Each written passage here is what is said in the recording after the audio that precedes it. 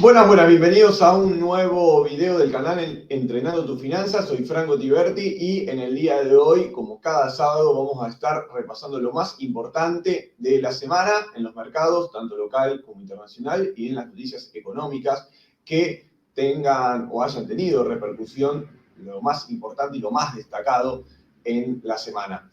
Comenzamos, como vemos en pantalla, con las cotizaciones semanales y las variaciones, o sea, las cotizaciones del día viernes, de ayer, viernes 16 de agosto, con las variaciones semanales de lo más relevante. Empezamos con el dólar oficial, con la variación característica de medio punto porcentual semanal, lo cual hace al 2% mensual que se viene manteniendo voluntariamente por parte del gobierno, lo conocido como crawling peg, y que la idea es que esa variación porcentual converja con la inflación, que a propósito tuvimos la medición de inflación esta semana y ahora vamos a estar hablando de ella también. Los dólares financieros, tanto dólar MEP como el dólar CCL, ambos con retroceso, leve retroceso. Por momentos de la semana fue todavía mayor la caída, ya que ha llegado a cotizar a 1.265 el día miércoles. Y el día jueves también. Bueno, finalmente termina el día viernes cercano a los 1.300. Fíjense, 1.295 el dólar MEP, 1.291, 1.292 el CCL, prácticamente sin modificaciones significativas, pero mostrando todavía un retroceso en comparación con el viernes anterior. Los bonos soberanos AL30 y GD30 nuevamente continúan el sendero alcista, ya prácticamente la L30 llegando a los $50 y el GD30 ya pasando los $52, $52 con 48 para ser exacto, ambos con comportamientos alcistas a lo largo de esta semana. Otro índice que sigue y todavía con más fuerza es el Merval. El Merval, tanto en pesos como en dólares, sobre todo en dólares por el retroceso del tipo de cambio, nos da un valor de 1.276 medido en dólares, una variación porcentual de un 4,6% al alza, y medido en pesos ya pasando el 1.650.000 prácticamente, lo que representa una variación del 4,13% al alza visto en pesos. En cuanto a los índices estadounidenses, ahí vemos en orden el Dow Jones, el Nasdaq y el Standard & Poor's. Fue lo más significativo el alza, ya lo habíamos comentado la semana pasada con la reversión luego del día lunes 5 de agosto con la caída en la bolsa de Japón y la repercusión que tuvo a lo largo de todas las bolsas internacionales, principalmente justo en Estados Unidos, la bolsa más importante del mundo. Pero el mismo día lunes y los días posteriores fueron mostrando una recuperación verdaderamente destacada e importante. Bueno, esa alza, ese cambio de tendencia lo sostuvo esta semana. Fíjense en las variaciones del Dow Jones, que es un índice bastante conservador, sube un 3%, y el Nasdaq, que es el más volátil porque concentra en su gran medida las empresas tecnológicas, subiendo un 5,47%, lo mismo que el Standard & Poor's cerrando una semana de un 4% al alza semanal. Realmente datos impresionantes por las expectativas que se tenían. Se hablaba mucho de una recesión económica, se sigue mencionando, ojo, hay muchos que dicen que esto es un rebote solamente momentáneo y que luego continuará a la baja. La realidad es que por los números que representa, dudo, ahora lo vamos a ver en gráfico, que esto represente solamente un rebote de un corto plazo para mantener su sendero bajista que había mantenido con las presentaciones de balance de las empresas tecnológicas a mediados del mes de julio. Vamos a continuar, justamente lo mencionado, vamos a ir a los gráficos para ver esto que estamos mencionando, pero no tanto con números, sino saber dónde estamos parados. Bien, vamos a comenzar por el Standard & Poor's, que es el índice que engloba las 500 empresas más importantes. Como ahí lo vemos, vamos a poner acá. Bueno, acá. Después vamos a ver el Nasdaq. El Standard & Poor's con la variación al alza del 0,22 del día viernes. Vamos a verlo en semanal, pero fijémonos también acá, antes de pasar al semanal, cómo la recuperación ya desde el lunes 5 de agosto al alza para acá. Fíjense, acá. Esta semana fue de un 4% y la semana pasada prácticamente sin modificaciones se había corregido toda la caída que había tenido semanas previas. Así que fíjense, está en 554, cuando 560 acá tuvimos el máximo de 563, así que estamos ahí cerquita de nuevamente ir a máximos históricos en el Standard & Poor's. Por el lado del Nasdaq lo vemos bastante similar, en la suba que mencionamos del 5,47%. Fíjense que cierra justamente en una zona de resistencia que habíamos marcado y que tiene aún un 5,86% hasta el alza de máximos históricos, pero fíjense esta recuperación, esta vuelta en B corta, la semana que viene es clave para confirmar que esta reversión se ha dado y que tan solo esto han sido semanas de temor o incluso de incertidumbre por las presentaciones de los balances mencionados. Otro dato a tener en cuenta es esto, es el VIX, este sí lo vamos a ver diario para ver la evolución del índice de volatilidad.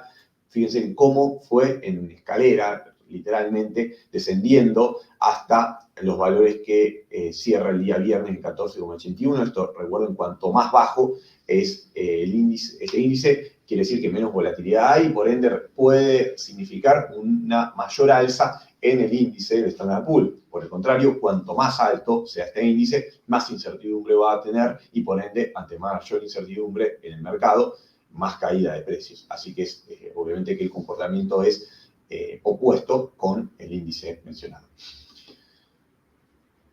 En cuanto a las tecnológicas, para hacer un repaso breve de las empresas tecnológicas que son las que en gran medida las de mayor capitalización bursátil tienen y las que más comandan la suba tanto del Standard & Poor's, pero sobre todo del Nasdaq. Fíjense en Apple, el gran comportamiento que tuvo. No paró de subir en toda esta semana y la anterior. En cualquier momento, obviamente, vendrá la corrección. Bueno, ya lo hemos mencionado con nuestros clientes, nuestro servicio de asesoramiento semanal que mencionamos, que brindamos. Pero lo importante es destacar que la recuperación que ha tenido en todas estas 2 semanas esta empresa Apple, no tanto, por ejemplo, Amazon, que si bien ha mostrado recuperación, todavía está distante a los valores que ha presentado anteriormente a su presentación, obviamente siendo consciente de que fue más castigada que Apple luego de sus balances, aunque, bueno, en sí ambas habían sido luego de su presentación del balance castigadas un poco. Principalmente en sí, Apple fue más castigada con el tema de lo sucedido en Japón. Bueno, Amazon en realidad ya había sido castigada antes, fíjense, el 2 de agosto ya había presentado la caída del 8% y la caída de la bolsa de Japón, están los otros videos en el canal si quieren ir a verlo, fue el lunes 5, ¿sí? Así que no son distintos motivos sus caídas. Google también, otra empresa que todavía no termina de recuperar del todo, de hecho es una de las más atrasadas en el sector tecnológico, dato a tener en cuenta, tuvo bastantes inconvenientes semanales con el dato de Estados Unidos, con la intimación de Estados Unidos por parte de su comité para que regularice su situación jurídica, ya que lo que estaban, o lo que le están proponiendo a Google, o de lo que están acusándole, mejor dicho, es cuestiones de monopolio. Así que le estaban pidiendo explicaciones para ver si Google terminaba de ser separada, digamos, dentro del holding que representan, por una cuestión esta, monopólica. Es una cuestión de tiempo, hubo sustos en el mercado durante la semana por esa noticia, principalmente el miércoles que cayó un 2,35%, luego de a poco recuperando. Fíjense en la tendencia bajista que acá presentamos, lo importante sería en primera medida que cruce eso, pero visto en relación a todo el sector tecnológico, sin duda es una de las más atrasadas. Meta, una excelente recuperación, llegando a máximos históricos nuevamente, destaca su comportamiento. Microsoft, otra que rebotó en B corta, todavía está a medio camino, le falta un poco. Nvidia, otra de las empresas que también, así como corrigió, fue rápidamente al alza, una empresa de las más volátiles que hay, junto con Tesla, que también presentó caídas y recuperación rápida. Vamos a ir ahora a repasar un poquito el Merval.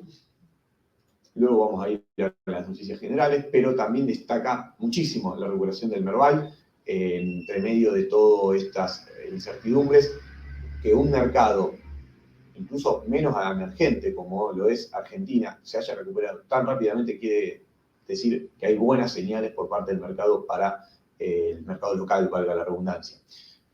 Fíjense, la suba, esta es una suba en pesos, pero también luego de la caída del mediados de julio, importante que tuvo, un pequeño rebote, fíjense cómo con toda esta situaciones ha presentado un alza importante. De hecho, si lo vemos en dólares, incluso representa aún más la suba, impresionante suba, vamos a marcarlo desde aquí, desde el mismo lunes, que abrió por acá abajo, fíjense, exageradamente un 27% desde el mismo lunes 5 de agosto para ayer viernes 16 de agosto.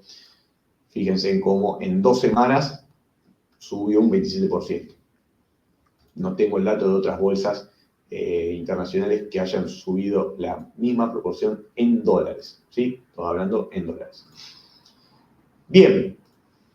Igual también destacar, fíjense, ya está acercándose al techo del canal, si bien hay algunas empresas argentinas que hemos recomendado, que están en buena posición de compra, no están todas en sí, porque hay muchas que ya han subido fuerte en este poco tiempo, en este corto tiempo, y por ende van a presentar seguramente corrección a corto plazo. Así que es fundamental tener análisis, primero de qué empresa estamos comprando y después del momento en el que estamos comprando, ¿sí? Bien, me voy a ir ahora para continuar y volviendo un poco al panorama internacional. Esto que me llama la atención también, que ya lo hemos mostrado en otros análisis semanales que presentamos. Fíjense, en la semana, el performance de la semana, es decir, las variaciones por sector semanales, y el sector tecnológico es quien cabeza esta suba, que fue en líneas generales de todos los sectores, en casi un 7%. Es decir, el sector tecnológico subió prácticamente un 7% en una semana, algo que hacía realmente muchísimo tiempo no se daba en forma tan importante en cuanto a valores porcentuales, ¿no? Manteniéndonos en Estados Unidos para después ya pasar a Argentina, les quiero compartir acá el tema de las presentaciones de balances de esta próxima semana.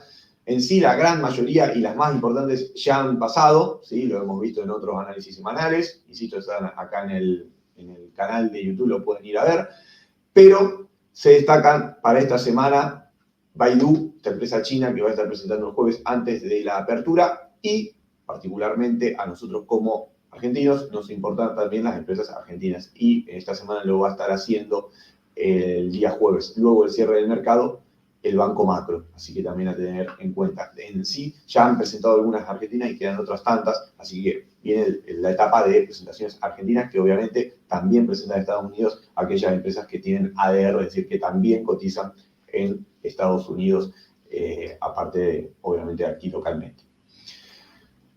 Para concluir, y ahora sí, con lo que tiene que ver Estados Unidos, se conoció el dato de inflación mensual y por ende anual. Esto sucedió el día miércoles, fue acorde a lo esperado en el IPC subyacente.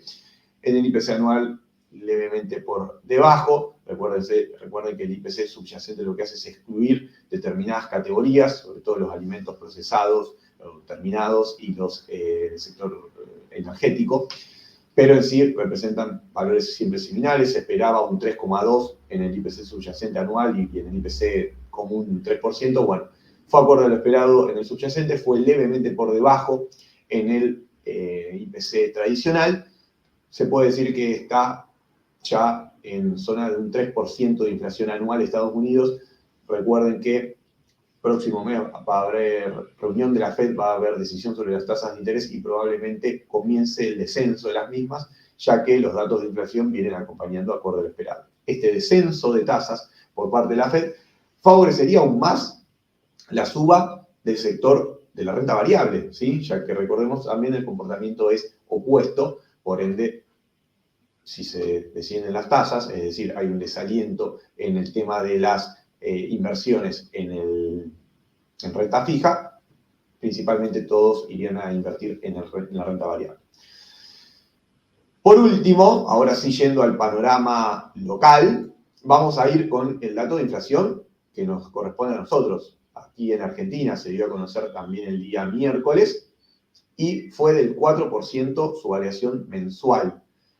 en línea a lo esperado por el gobierno, pero menor a lo que la mayoría de las consultoras preveía, así que también algunos lo cuestionaban en sí, pero por parte del gobierno oficial planteaban una inflación de entre un 3,5 y un 4,5%, finalmente justo termina siendo el promedio entre ellos dos, un 4%, lo cual nos representa o nos totaliza una variación interanual, es decir, de junio 2023 a julio 2024 inclusive, un 263%, y una variación acumulada, es decir, de enero hasta 31 de julio, de un 87%. Si nos vamos a los sectores, vemos que el sector de restaurante y hoteles fue quien más subió y que bebidas alcohólicas, tabacos también, viviendas, agua, electricidad, gas, otros combustibles, en parte por la adecuación de las tarifas, salud también, recreación, cultura, educación, todos estos sectores por encima del promedio y por debajo del promedio de este 4%, estuvieron comunicación, bienes y servicios, equipamiento y mantenimiento del hogar con el 3,5%, un poco menor alimentos y bebidas no alcohólicas, transportes y prendas de vestir y calzado fue el rubro que menos subió. Es importante también destacar, bueno, acá lo vemos por sectores, ¿sí? El total nacional estuvo más en el promedio por debajo que lo que es el noroeste, que fue el sector que más subió. Y también esto me llamaba mucho la atención, entre lo que la composición del nivel general, obviamente tenemos variaciones por bienes y de servicios. Fíjense en cómo el de servicios fue exactamente el doble de la suba de bienes, ¿sí? En parte por la adecuación de las tarifas que mencionábamos, ¿sí? Bien, acá vemos gráficamente el descenso que se viene dando de manera sostenida por parte de la inflación, ¿sí? Mensual. De hecho, el dato de inflación de julio es el más bajo en lo que va del 2024, ¿sí? En estos 7 meses.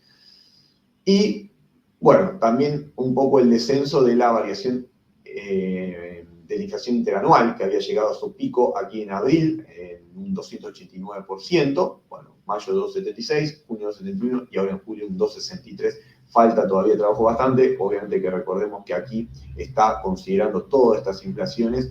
Recién yo creo que para el otro año, cuando ya se borren estas inflaciones del 25, del 12, incluso del 20 que hemos tenido en este año, en el mes de enero, recién ahí podemos estar hablando de valores un poco más acordes. Lógicamente, fíjense lo que estamos debatiendo, ¿no? Un 4% de inflación mensual, menos tuvo Estados Unidos en todo un año, que fue un 3%, o sea, lo acabamos de ver.